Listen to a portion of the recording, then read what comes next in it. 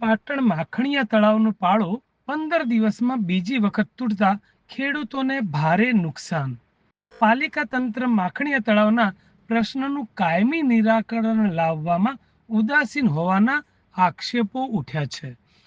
પાટણ માખણીયા તળાવનો પાળો શુક્રવાર રાત્રે પડેલા ભારે વરસાદના કારણે ફરી એક વખત તૂટતા તળાવમાં સંગ્રહ કરેલ ભૂગર્ભ ગટરના પાણી ફરી એક વખત વિસ્તારના ખેડૂતોના ખેતરમાં ફરી વળતા ખેડૂતોના વાવેતર કરાયેલા પાકોને ભારે નુકસાન થયું હોવાનું જાણવા મળ્યું છે. પાટણના માખણીયાપરા વિસ્તારમાં ભૂગર્ભ ગટરના દૂષિત પાણીએ ખેડૂતો માટે મોટી સમસ્યા સર્જી છે.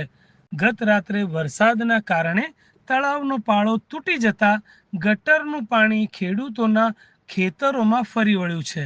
આ કારણે ખેડૂતોનો પાક સદંતર નિષ્ફળ ગયો છે. આ બાબતે સ્થાનિક ખેડૂત જયેશ પટેલે જણાવ્યું કે તળાવમાં ભૂગર્ભના ગટરનું પાણી આવવાથી ખેતરો જળબંબાકાર થયા છે. દુર્ગંધયુક્ત અને પ્રદૂષિત પાણીથી ખેતીને પારાવાર નુકસાન થઈ રહ્યું છે. આ અગાઉ પણ 15 દિવસ પહેલા પાળો તૂટવાથી ખેડૂતોને નુકસાન થયું હતું. ત્યારબાદ ફરીથી વાવણી કરી હતી, પરંતુ હવે ફરીથી તળાવનો પાળો તૂટતા ખેડૂતોને મોટું નુકસાન થયું છે. નગરપાલિકાના અયોગ્ય આયોજનના કારણે આ સમસ્યા ઉદ્ભવી છે, તો સ્થાનિક રહીશો અને ખેડૂતોએ પાલિકા તંત્રને વારંવાર મૌખિક રજૂઆતો કરી છે, પરંતુ ગટરના પાણીને અટકાવવા માટે કોઈ કાર્યવાહી કરવામાં આવી નથી.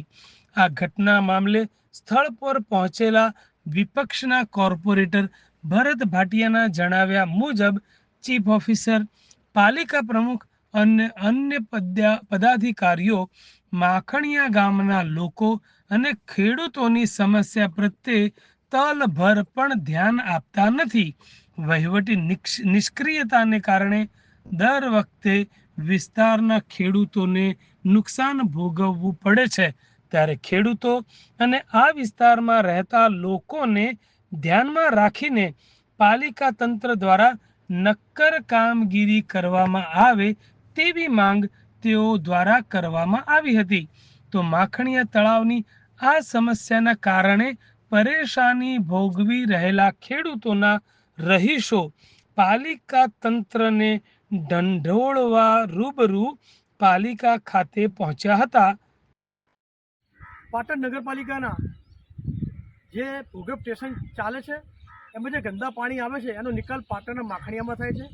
આ માખણીયામાં વર્ષોથી ગંદા પાણીનો સ્ટોર થાય છે, પણ નગરપાલિકાની ઉદાસીનતા અને ફક્ત વાતો કરવાની વહીવટી અધિકારીઓ જે અત્યારે પડી છે એના કારણે આ છેલ્લા 20 દિવસમાં બીજી વખત આ પાળો તૂટી ગયો છે. ગઈકાલે રાત્રે જે મધ્યરાત્રે વરસાદ પડ્યો હતો એ મધ્યરાત્રે વરસાદ પડવાના કારણે પાળો પૂર્ણ તૂટી હતો. પણ આપને આ જે માધ્યમથી વાત કરું ત્યાં સુધી નગરપાલિકાનું ન તો ચીફ ઓફિસર શ્રી આવે છે, ન જવાબદાર ભૂગર્ભના શાખાના અધિકારી આવે છે, કે ન વાહન શાખાના કોઈ પણ અધિકારી આવ્યા છે. આ પાળાને માટીથી પુનર્જીવિત કરવી પણ હજુ સુધી કામગીરી થઈ નથી. પાળામાં 15-20 ફૂટ પાણી પસરી જવાના કારણે આ વિસ્તારના તમામ ખેડૂતોને લાખો રૂપિયાનું નુકસાન થયું છે. ખરેખર ખેડૂતોએ નગરપાલિકા ઉપર આની દાદ માગવી જોઈએ, કેસ કરવો જોઈએ. આની જે નુકસાનની ભરપાઈ નગરપાલિકાએ કરવી જોઈએ. નગરપાલિકાના ચીફ ઓફિસર હોય, પ્રમુખ હોય, અત્યારે ફક્ત વાતો કરવા માટે વહીવટ કરે છે, પણ સ્થળ પરિસ્થિતિમાં ઝીરો છે.